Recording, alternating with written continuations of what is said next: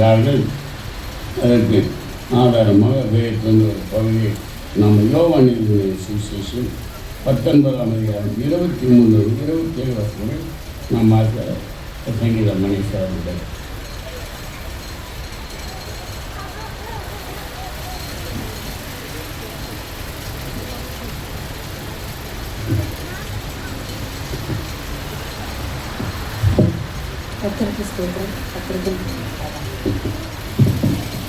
பக்கம் புதிய ஏற்பாடு 156 பக்கம். போர்ச்சேவர்கள் இயேசுவை சிலுவையில் அறைந்த பின்பு அவருடைய வஸ்திரங்கள் எடுத்து ஒவ்வொரு சிறுவனுக்கும் ஒவ்வொரு பங்காக பங்கிட்டார்கள். அங்கியும் எடுத்தார்கள். அந்த அங்கி கையில் இல்லாமல் மேலே தொடங்கி முழுவதும் நெய்யப்பட்டதாய் இருந்தது. அவர்கள் இதை நாம் கிழியாமல் யாருக்கு வருமோ என்று இதை குறித்து சீட்டு போடுவோம் என்று ஒருவரோடு ஒருவர் பேசிக்கொண்டார்கள். என் வஸ்திரங்களை தங்களுக்குள்ளே பங்கிட்டு என் உடையின் மேல் சீட்டு போட்டார்கள் என்கிற வேத வாக்கியம் நிறைவேறத்தக்கதாக போர்ச்சேவர்கள் இப்படி செய்தார்கள். இயேசுவின் சிலுவையின் அருகே அவருடைய தாயும் அவருடைய தாயின் சகோதரியும் கிளியோப்பா மரியாவும் மகதேலா மரியாவும் நின்று கொண்டிருந்தார்கள். அப்பொழுது இயேசு தம்முடைய தாயையும் அங்கே நின்ற தமக்கு அன்பாயிருந்த சீஷனையும் கண்டு தம்முடைய தாயை நோக்கி, ஸ்திரீயே, அதோ உன் மகன் என்றார். பின்பு அந்த சீஷனை நோக்கி முதல் அந்த சீஷன் அவனை தன்னிடமாய் ஏற்றுக்கொண்டார். கர்த்தர் இந்த வசனங்களை ஆசீர்வதிப்பாராக.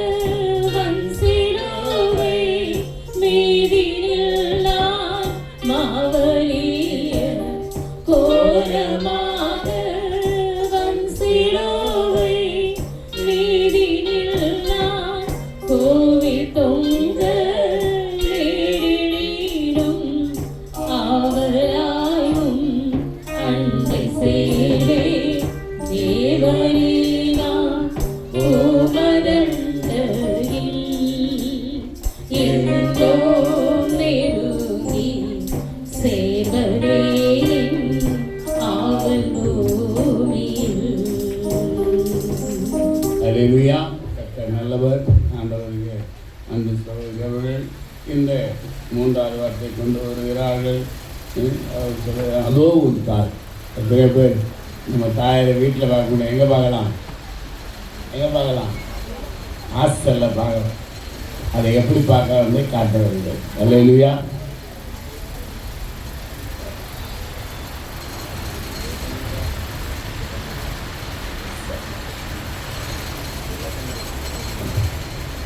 கர்த்தருக்கு ஸ்தோத்திரம். முதலாவது ஒரு சாட்சி நான் எப்போவுமே ஒரு வேண்டுதல் செஞ்சுட்டு இருந்தேன். இதே இடத்துல 9 வருஷத்துக்கு முன்னாடி எனக்கு கிட்னி ஸ்டோன் இருக்குதுன்னு சொல்லிட்டு நான் பயங்கர ஃபஸ்ட்டு வார்த்தை நான் பேசினேன். என் ஹஸ்பண்ட் செகண்ட் வார்த்தை. முதல் வார்த்தை படிச்சுக்கிட்டே முழங்கால் படிட்டு ஜெபம் பண்ணேன். அன்னிலேருந்து இன்னி வரைக்கும் எனக்கு கிட்னி ஸ்டோன் இல்லை. சுகமாக்கினேன். சிலுவை நிழலில் அடியில் உட்காந்து நான் ஒரு நிமிஷம் உங்கள் சிலுவையில் தான் நான் உட்காந்துருக்கேன், நீங்கள் எனக்கு க்யூர் பண்ணுங்க, சரியாக்குங்கன்னு இன்னி வரைக்கும் கர்த்தர் எனக்கு பலப்படுத்தியிருக்கார். கர்த்தருக்கே நன்மை உண்டாகுது. ஆமென். சரி, 3ஆம் வார்த்தையின் முகவுரை. 3ஆம் வார்த்தைக்குள்ளே நாம் போகிறதுக்கு முன்னாடி பல காரியங்களை நாம் தெரிஞ்சுக்கலாம். முதலாவது நாம் சிந்திக்க வேண்டிய காரியங்கள் என்னென்னா, இயேசு தன் வாழ்நாள் முழுவதும் பிதாவின் சித்தத்தை பூர்ணமாக நிறைவேற்றத்தக்கதாகவே பேசினார், போதித்தார், பழகினார், நடந்தார், கிரியைகளையும் செய்தார் என்பதை நாம் அறிவோம். பிதாவானவர் அனுப்பின நோக்கமே தன்னுடைய குமாரன் பாவ நிவாரண பலியாக மனுக்குலத்தின் பாவத்திற்காக சிலுவையில் அறையப்பட்டு மரித்து பின் உயிரோடு எழும்ப வேண்டும் என்பதற்காகவே அவர் உலகத்தில் வந்ததே அதற்காகத்தான். திரளான ஜனங்கள் எருசலேம் நகரில் பஸ்கா பண்டிகையை ஆசரிக்க கூடியிருந்தார்கள். அச்சமயத்தில் இயேசுவின் தாயாகிய மரியாளும் அங்கிருந்தார். அச்சமயத்தில் இயேசு கழுதை மீது பவனி வருவதை பார்த்து பூரிப்படைந்தாள். எல்லாரும் ஓசன்னா ஓசன்னா ஓசன்னா என்று பாடும் பொழுது பூரிப்படைந்தாள். அவளுக்கு தன்னுடைய மகன் இன்னும் ஒரு வாரத்தில் கஷ்டப்பட போகிறார் என்பதை அறியாமல் மகிழ்ந்திருந்த வேளையில் அன்று அவள் உணராதிருந்தது என்ன என்றால், சிமியோன் கூறிய தீர்க்க தரிசன வார்த்தை, உன் ஆத்துமாவை ஒரு பட்டயம் உருவி போகும் என்பதை அறியாமல் இருந்தாள். அந்த வார கடைசியில் அவள் காதுகளுக்கு எட்டிய காரியங்கள் என்னவென்றால், இயேசுவின் சத்துருக்கள் அவரை கைதியாக்கியது, இயேசுவை அண்ணா காய்பா விசாரித்தது, சனகரிப் சங்கம் ஆக்கினை தீர்ப்பு கூறினது, ஏரோது விசாரித்து பரிகாசம் பண்ணது, பிலாத்து விசாரித்து சிலுவைக்கு ஒப்பு கொடுத்தது. இந்த செய்திகளை கேட்டுக்கொண்டிருந்த மரியாள், தன் இயேசுவின் தாயாகிய மரியாள் மிகவும் வேதனைப்படுத்தப்பட்டாள், மிகவும் வேதனையோடு இருந்தாள். இந்த சூழ்நிலையில்தான் ஒரு பதைப்பான ஒரு காரியம் நிகழ்ந்தது. அவர் கண்முன்னே கேட்டுக்கொண்டிருந்த காரியம் என்னவென்றால், இயேசுவானவர் சிலுவையை சுமந்து கொண்டு கொல்கதாவை நோக்கி நடந்து செல்கிறார் என்ற காரியம் கேட்டவுடனே அவள் அங்கு மற்ற பெண்களோடு விரைந்து செல்கிறாள். அவள் பார்த்த உடனே அவள் மனம் பதைக்கிறது. இந்த நேரத்தில் நாம் எப்படி இருந்திருப்போம் யோசித்து பாருங்களேன், இல்லையா? அந்த காட்சியை நம்ம கண் முன்னால நாம் இப்போ கொண்டு வரலாம். இயேசுவின் தாயாருடைய மனது எப்படி இருந்திருக்கும்? எவ்வளோ பூரிப்படைந்த ஒரு வாரத்துக்கு முன்னாடி தான் ஓசன்னா என்று பார்த்து எல்லாரும் சொல்றதை கேட்டு பார்த்து மகிழ்ந்திருந்த அந்த தாயாருடைய மனது தன்னுடைய மகன் சிலுவையை தூக்கி கொண்டு செல்கிறார், முள்முடி சுமந்தவராக செல்கிறார், அடிக்கப்பட்டவராக செல்கிறார் என்பதை பார்க்கும் பொழுது எவ்வளோ ஒரு வேதனை இருந்திருக்கும் அந்த தாயாருக்கு, இல்லையா?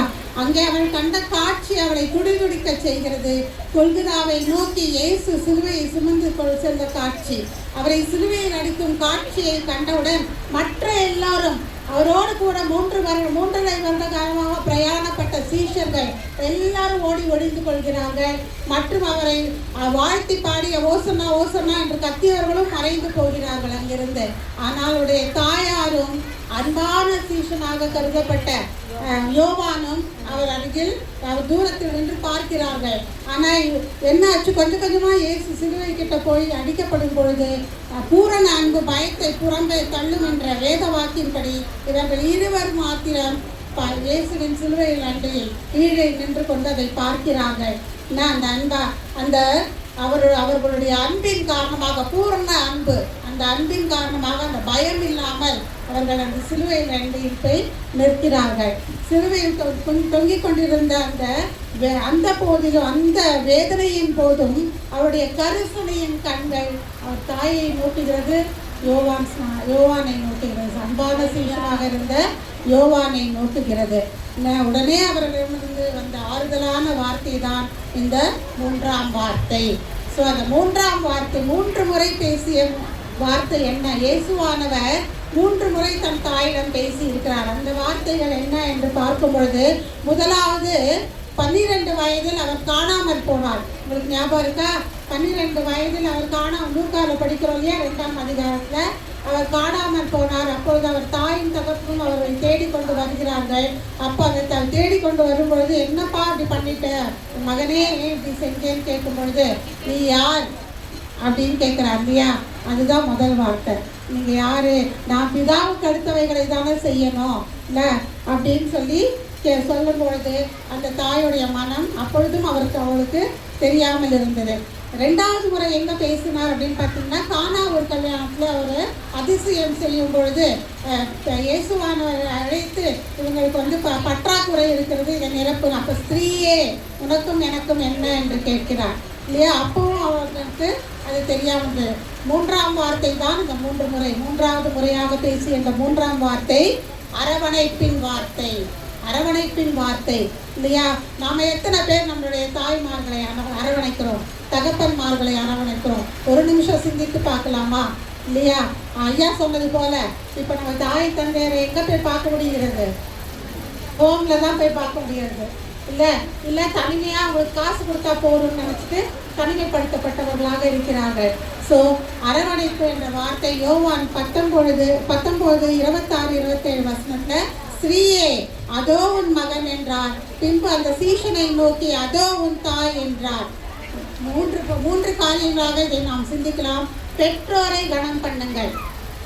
இந்த காரியத்தில் 3 காரியங்களை நம்ம 3 பகுதிகளாக நம்ம பிரிச்சுக்கலாம். என்னன்னா, பெற்றோரை கனம் பண்ணுங்கள். யாத்ராகமம் 20:12, உபாகமம் 5:16, மத்தேயு 15:4, 19:19, எபேசியர் 6:2-3. இதில் எல்லாத்தையும் என்ன சொல்லப்பட்டிருக்குன்னா, உன் நாட்கள் நீடித்திருப்பதற்கும் உனக்கு நன்மை உண்டாயிருப்பதற்கும் உன் தகப்பனையும் தாயையும் கனம் பண்ணுவாயாக அப்படின்னு சொல்லப்பட்டிருக்கு.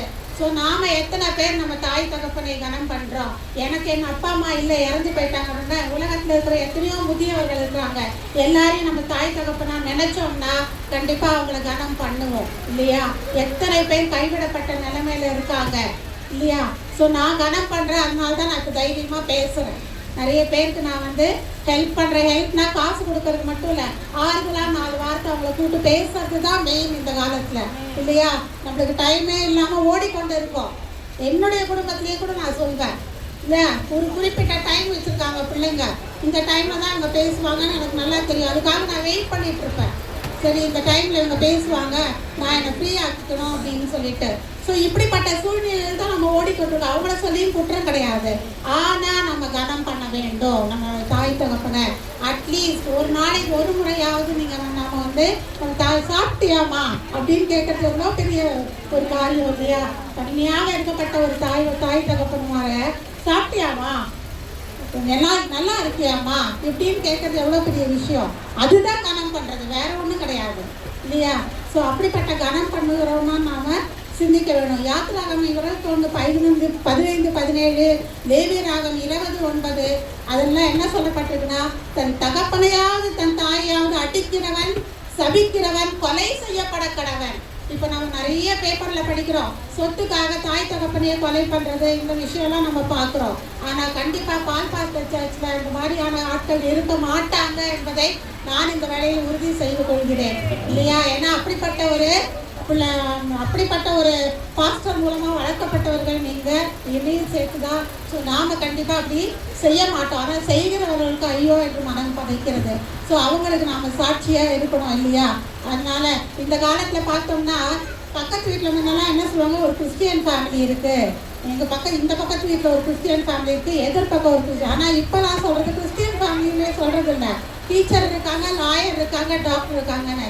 ஏன்னா நம்ம சாட்சியுள்ள ஜீவன் இல்லை. இப்போல்லாம் சாட்சியாக வாழ்றது கிடையாது. நாம எப்படி சொல்லுவாங்க, நம்ம கிறிஸ்தவன் பேர் வச்சுட்டு ஞானஸ்நானம் எடுத்துட்டு என்ன வெறும் திருவிருந்து எடுத்தால் கிறிஸ்தவர்கள் கிடையவே கிடையாது. சாட்சியுள்ள வாழ்க்கை, அவருடைய சாயலாக மாறுவது தான் கிறிஸ்துவின் வாழ்க்கையாக இருக்கும். அடுத்தது பார்த்தோம்னா, நீதிமொழிகள் 15:20, 19:26 தன் தகப்பனையும் தன் தாயும் தூஷிக்கிறவன், ஏமா என்ன பெத்த அப்படின்னு கேட்குறோம்ல, எதுக்காக என்ன பெத்த அப்படின்னு கேட்குறோம். அதுவே ரொம்ப தப்பு. இது அவங்க பெத்த பிள்ளைகள் இல்லை, நாம் ஆண்டவரால் கொடுக்கப்பட்டது. எத்தனை பிள்ளைகளுக்கு குழந்தை இல்லாமல் இருக்காங்க. ஸோ நம்ம அப்படி கேட்கலாமா? கேட்கவே கூடாது. அது சபிக்கப்பட்டவன், அப்படி கேட்கிறவன் சபிக்கப்பட்டவன் என்று சொல்லப்பட்டிருக்கு. ஸோ தயவுசெய்து அந்த மாதிரியும் கேட்காதீங்க. முதல் குறிப்பு என்னன்னா, பெற்றோரை கனம் பண்ணுங்கள். 2வது குறிப்பு பார்த்தீங்கன்னா, பெற்றோரை கவனித்துக் கொள்ளுங்கள் அப்படின்றதான். பெற்றோரை கவனித்துக் கொள்ளுங்கள். நீதிமொழிகள் 23:22 உன்னை பெற்ற தகப்பனுக்கு செவி கொடு, உன் தாயை வயது சென்றவனாகும் போது அவளை அசைத்தல் பண்ணாதே அப்படின்னு போட்டிருக்கு.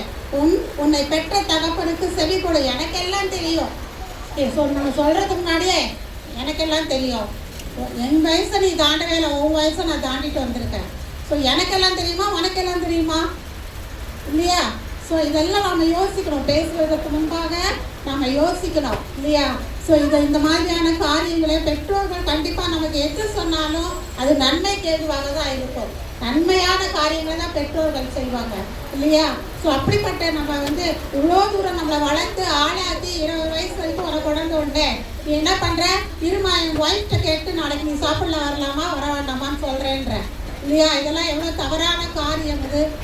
ஒரு தாய் தகப்பன்மார் வந்து தன் வீட்டுக்கு, மகனுடைய வீட்டுக்கு வரணும் என்றால் கூட மனைவியை கேட்டுட்டு தான் வரணும் அப்படின்னு சொல்கிற அந்த காலகட்டத்தில் நம்ம வாழ்ந்துட்டு இருக்கோம். இதெல்லாம் தவறான காரியம். மாமியார் மாமனாரை என் தாய் தகப்பனாக நேசிக்க வேண்டும். இதெல்லாம் நான் செஞ்சதுனால நான் வந்து நின்று தைரியமாக பேசுகிறேன். நான் என்னுடைய தாய் தகப்பன் தான் என் மாமியார், என் தகப்பன், என் கணவனுடைய தாய் தகப்பன் என்னுடைய தாய் தகப்பன், என்னுடைய தாய் தகப்பன் கணவனுடைய தாய் தாய் தகப்பன். இப்படிப்பட்ட காரியங்களை தான் நாம உறுதி செஞ்சுக்கணும். அப்பதான் நாம கிறிஸ்தவர்கள். அப்பதான் பக்கத்துல இருப்பவங்க நம்ம சொல்றாங்க இவங்க கிறிஸ்தவங்க வாழறாங்கன்னு சொல்லிட்டு. இல்லைன்னா டீச்சர் டாக்டர் தான் கூப்பிடுவாங்க. சரியா? ஸோ அப்படிப்பட்ட காரியங்களோடு நாம் இருக்கணும். ஸோ மார்க் 7:10-13 என்ன சொல்ல, ஒருவன் தன் தகப்பனையாவது தாயையாவது நோக்கி உனக்கு நான் செய்யத்தக்க உதவி என்ன உண்டோ அதை கொர்பான் எனும் காணிக்கையாக கொடுக்கிறேன் என்று சொல்லி அவனுடைய கடமை தீர்ந்தது என்று எண்ணினால் என்ன பிரயோஜனம்? என்ன பிரயோஜனம்? நான் அந்த மாதிரி உனக்கு பணத்தை கொடுத்து ஹாஸ்டலில் விட்டுருந்தானே என்ன ஆயிருக்கும்? நீ இதை யோசிச்சு பாருங்க. வாழ்நாள் ஃபுல்லாக ஹாஸ்டல்லே இருந்து விட்டுருந்தா உனக்கு தாய் தகப்பனுடைய அன்பு தெரிஞ்சிருக்குமா? கிடையாது.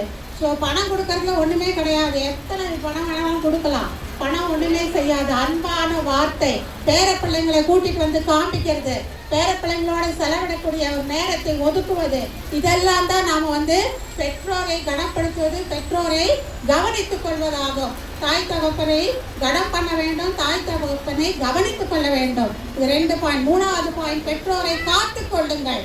லேவியராகும் 19:3 என்ன சொல்லப்பட்டிருக்குன்னா, உங்களில் அவனவன் தன் தன் தாய்க்கும் தன் தன் தகப்பனுக்கும் பயந்திருக்கவும் என் ஓய்வு நாட்களை ஆசிரிக்கவும் கடவீர்கள். ஓய்வு நாளில் வெறும் ஆலயத்துக்கு இது திருவிருந்த இடத்துக்கு போயிட்டா கிடையாது. அந்த ஓய்வு நாளை பரிசுத்தமாக ஆக்குவதற்கு என்ன பண்ணணும் தெரியுமா?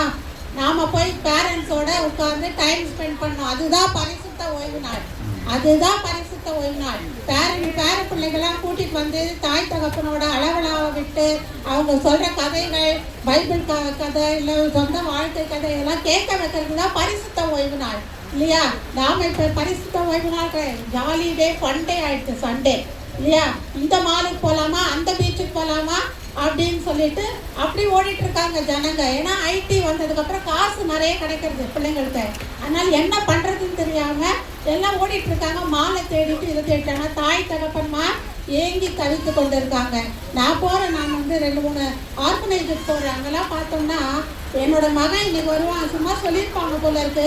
அவங்க வாசல்லையே சேர் போட்டு ராத்திரி 9 எடுத்து உட்காந்துருப்பாங்க, மகன் வருவான்னு சொல்லிட்டு. எவ்வளோ ஒரு வேதனையாக இருக்கும் தெரியுமா அவங்கள பார்க்கும்பொழுது. அப்போ நாங்களாம் நான் தான் அவனுடைய மகள்ப்பா, நான் தான் அவன் மகன் அப்படின்னு சொல்லிட்டு தான் நம்ம போவோம்.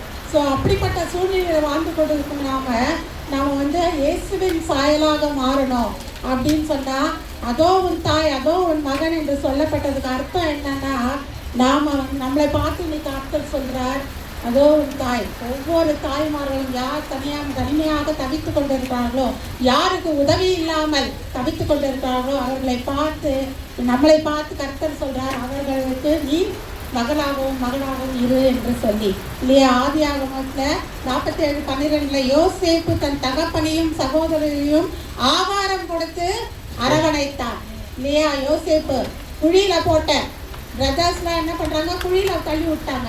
ஆனாலும் அவன் எதையுமே மனசுல வச்சுக்காம, அவங்க பஞ்சகாலம் வந்தபோது இவனை தேடி வரும்பொழுது இவன் யாருன்னு கூட தெரியாம வந்தாங்க.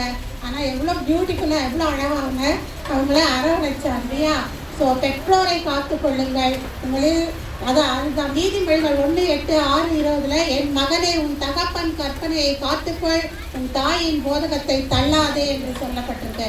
அதே மாதிரி பார்த்தீங்கன்னா நல்ல சமாரியன் கதையிலையும் பார்த்தீங்கன்னா ரெண்டு பேர் என்ன பண்ணுறாங்க, அவன் பாட்டு விழுந்து கிடக்கிறான், போனால் போகிறது, எனக்கு டைம் ஆச்சு, நான் வேலைக்கு போகணும், நான் இங்கே போகணும்னு ஓடி போயிடுறாங்க. ஆனால் 3வது வந்த ஆள் அரவணைப்பின் ஆள், அவன் தான் நல்ல சமாரியன்.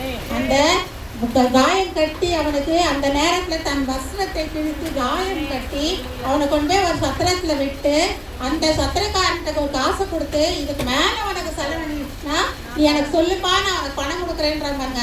அவன் தான் அவனை பார்த்து தான் கர்த்தர் சொல்கிறாரு, அதோ உன் தாய் அதோ உன் மகன் அப்படின்னு சொல்லிட்டு, இல்லையா? இப்படிப்பட்ட காரியத்தோடு நாம் வாழுறோமா அப்படின்றது தான் ரொம்ப முக்கியம். குட் ஃப்ரைடேக்கு வந்தோம், இப்போ 4 வார்த்தை 7 வார்த்தையை கேட்டோம், சென்றோம், போய் சாப்பிட்டவா தூங்கினவான்னு இல்லாமல் இந்த வார்த்தைகளை எல்லாம் அலசுங்க. ஒவ்வொரு முறையும் தாய் தகப்பனை பார்க்கும் பொழுது இந்த வார்த்தையானது கருப்புள்ள பட்டயம், அது ஊடுருவ குத்த வேணும் நம்ம மனசுல.